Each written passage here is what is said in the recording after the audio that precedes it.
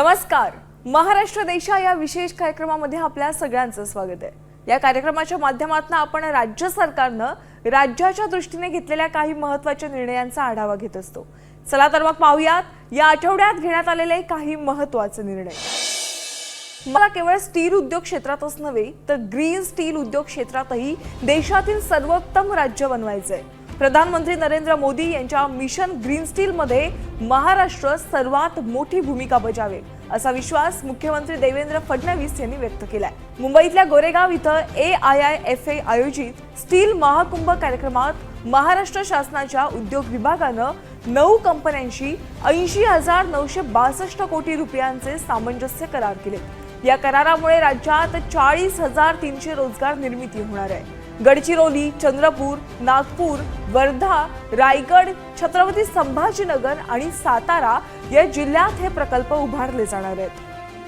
गडचिरोलीत 5,135 कोटींची गुंतवणूक होणार असून 5,500 रोजगार निर्मिती अपेक्षित आहे. तर छत्रपती संभाजीनगरात 5,440 कोटींची गुंतवणूक केली जाणार आहे आणि 5,000 रोजगार निर्मिती होणं अपेक्षित आहे. 20,000 कोटींची एकात्मिक स्टील प्रकल्प येणार आहेत आणि त्यातून 12,000 रोजगार निर्मिती अपेक्षित आहे. कोकण पट्ट्यात रायगडमध्ये 41,580 कोटींची गुंतवणूक केली जाणार आहे आणि त्यातून 15,500 रोजगार निर्मिती होणार आहे.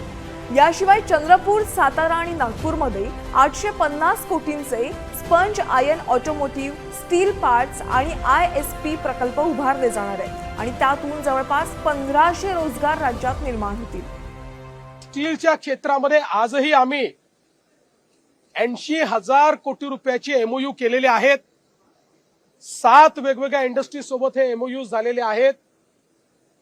हे विदर्भ, मराठवाडा आणि कोकण या 3 भागांमध्ये हे MOU झालेले आहेत आणि यामुळे स्टील सेक्टरला महाराष्ट्रामध्ये एक नवीन उभारी येईल हा मला विश्वास आहे. आयुष्यमान भारत प्रधानमंत्री जन आरोग्य योजना आणि महात्मा ज्योतिराव फुले जन आरोग्य योजना एकत्रितपणे राबवण्यात येणार आहेत.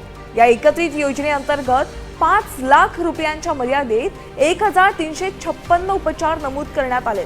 याशिवाय शासकीय तसंच खासगी रुग्णालयांमध्ये विनामूल्य उपचार केले जाणार आहेत.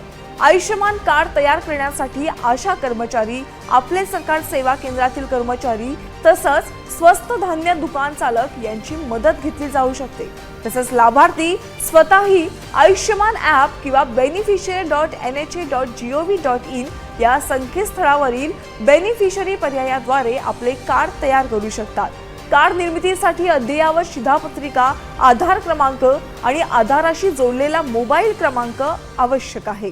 वळूयात पुढच्या बातमीकडे. नाशिक आणि परिसरातील आगामी कुंभमेळ्याच्या पार्श्वभूमीवर शिर्डी विमानतळाचं उर्वरित काम नियोजित वेळेत पूर्ण करावं. त्यात विमानतळावरील विमानांच्या पार्किंगच्या सुविधेत वाढ करावी असे निर्देश मुख्यमंत्री देवेंद्र फडणवीस यांनी दिले. तसंच शिर्डीमध्ये विमानांच्या पार्किंगचे दर इतर विमानांच्या तुलनेत कमी ठेवावेत अशा सूचनाही मुख्यमंत्र्यांनी दिल्यात. कृषी क्षेत्रातील हवामान बदलाच्या आव्हानांना सामोरं जाण्यासाठी बांबू लागवड उपयुक्त ठरणार आहे. बांबू लागवडीकडे जास्तीत जास्त शेतकऱ्यांनी वळावं यासाठी बांबूची सशक्त आणि शाश्वत बाजारपेठ तयार करण्यात येणार आहे. त्या दृष्टीनं राज्य सरकार बांबू उद्योग धोरण तयार करणार आहे आणि या संदर्भात मुंबईत एका परिषदेचं आयोजन करण्यात आलं होतं. मराठवाड्याच्या सामाजिक आर्थिक विकासाला गती देण्यासाठी बीड ते परळी रेल्वे मार्ग लवकरात लवकर सुरू करण्याची गरज आहे.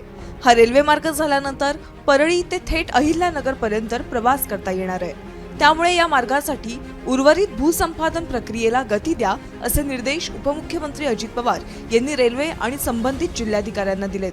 वळूयाच्या बातमीकडे.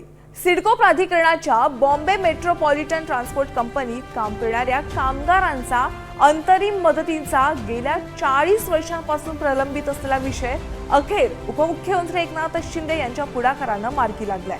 या कंपनीत सेवा बजावणाऱ्या 11 पात्र कामगारांना उपमुख्यमंत्री शिंदे यांच्या हस्ते 10 लाखांच्या धनादेशाचं वितरण करण्यात आले. तर महाराष्ट्र देशा या कार्यक्रमात पुन्हा भेटूयात. तोपर्यंत नमस्कार.